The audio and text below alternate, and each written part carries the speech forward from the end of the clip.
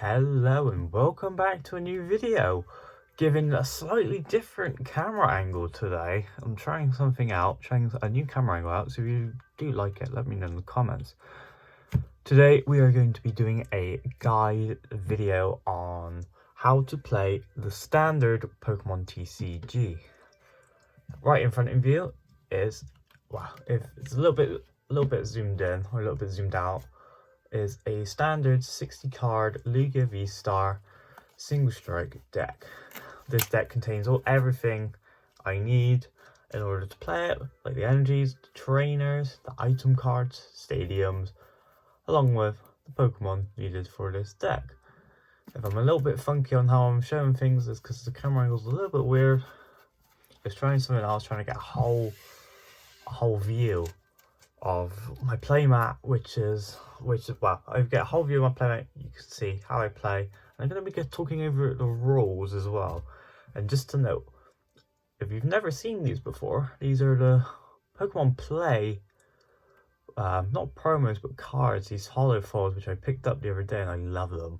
They come out of these packs. I'll grab them now.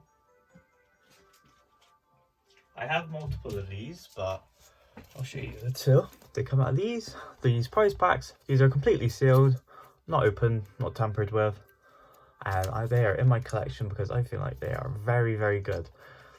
Although I will advise to not buy them on eBay, rather get into the TCG and maybe get it yourself and see what you pull. You can pull some really good cards from these packs, but I like to keep them sealed personally. So, in front of you is a 60 card deck, as mentioned before. 60 cards is the maximum amount you can have, and you definitely need to play with 60. There is no rules about how many Pokemon, how many trainers, and how many energies you can use, except for the trainers. You can only have 4, and for Pokemon, I'm pretty certain, if I am wrong, forgive me, you can only have 4 of the same type. So for this example, for this deck, I run 4 Lugia Vs, as well as 3 V-Stars, which are these ones. I only run 3 of those because you don't really need 4. And the 4 Archeops.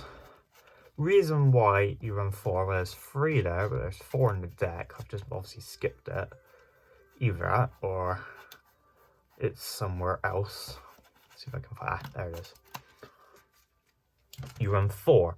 You want to for this deck, you want to increase your chance of getting your Archeops in your hand as well as in your discard. This one's the this one's the Silver Tempest pre-release stamp. But you want to have 4 so that you can increase your odds of getting it. And this also runs with energies like these ones. You can only have up to 4 on these, otherwise it will become overpowered. Very overpowered for this deck. And 4 of these, even though I'm only showing 2, there is a lot of others in here. But I will kind of just go through what I would do in a normal game, because some people are new into the TCG and they might not know what to do or how to even build a deck.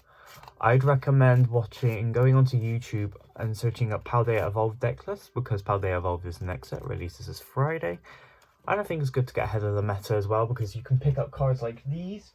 I'll just quickly show off these.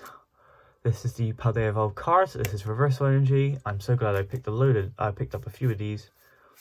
And this was actually my pre-release deck, which I haven't took apart yet, because I might make a separate video on this. Here you go. Here is the Tinkerton pre-release promo, as well as some of the trainers and some of the extra cards I used in this deck. Didn't do too well on it, but I got the cards I needed, so I'm not going to complain whatsoever.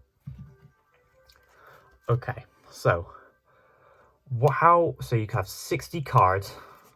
Obviously, you can only run up to 4 of each type of card, otherwise it will become overpowered and just stuff like that.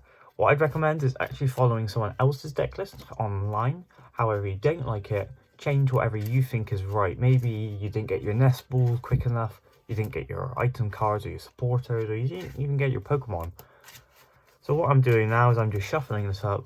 And I will go through what I would normally do in a game that I would do either at tournaments or just Pokemon League on just weeklies. I do attend weeklies as often as I can. It's important to have your cards in sleeves like these.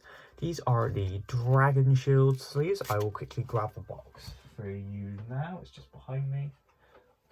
These are expensive, average around £12 or £13 for 100 sleeves. You may think that is a lot, which it is, but these are the best on the market, personally. These are my favourite sleeves that I will use, and for these ones exclusively, they are the Night Blue because I quite like the colour blue. I did run pink on my new VMAX deck, which I will make the deck list. I'll put the deck list out on another video. So we're just shuffling it up because, as you saw, I did put a few Pokemon out.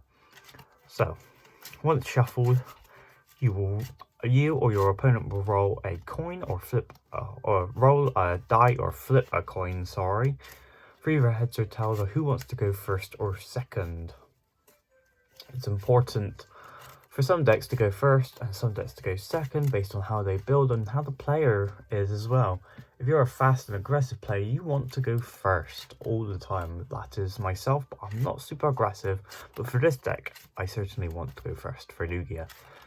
So let's give an example of I go first in this situation. We're shuffling. Your opponent might cut your deck, which is when you would give your opponent your deck and they would simply cut it in half and give it back to you, or they might just give it a few more shuffles just to make sure that everything's shuffled to their liking. Obviously they can't actually see your deck, but they might just want to do it for their own sake. Maybe give you some bad draws. I've definitely done that where I've cut someone's deck and they've mulliganed, which means that you have no basic Pokemon in your hand. Therefore you must mulligan, which is show your opponent your hand, and they get to draw one card if they have a basic Pokemon. If you both mulligan, no one draws an extra card. So let's say in this matchup, I will go first. You will take the top cards of your deck, and you'll get 7 cards. 6, 7. Let's recount that. Something I do like to recount. So 1, 2, 3, 4, 5, 6, 7. 7 cards. You flip them over, and as you can see, this is a pretty okay hand for Lugia matchups. See, we have our basic Pokemons, which are Lugia and Stonjourner, along with Lugia V-Star, 2 double turbo energies, and an Archeops. So what you would do, say let's put these 2 down. I will put Lugia in my active, which is here.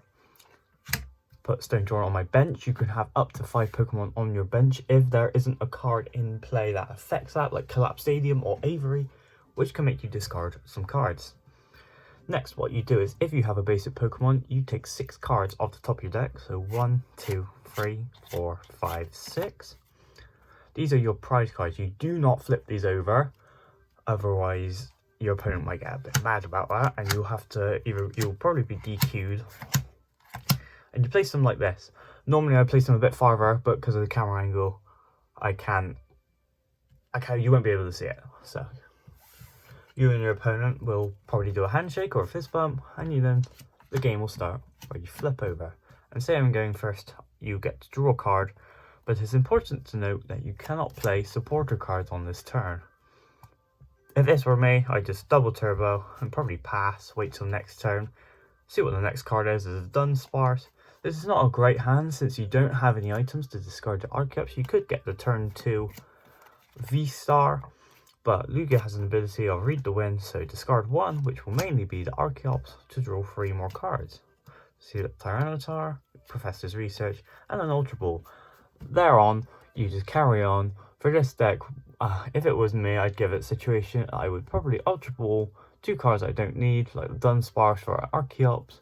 Evolve, attach a card, Professor's Research, get the turn. It would be turn 3 Summoning Star. Ideally, you want the turn 2 Summoning Star.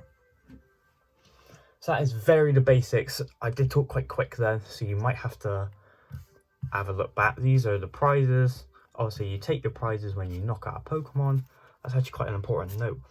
So, basic Pokemon, like these, they are 1 prizes. When you knock these out, you take 1 prize card, and that's it. For V Pokemon, it's a bit easier to tell.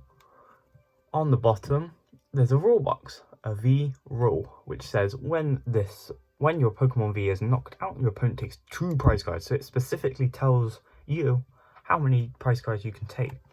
2 prize cards is obviously a third of what you take out of 6 too. I think if I'm probably wrong because my math is awful.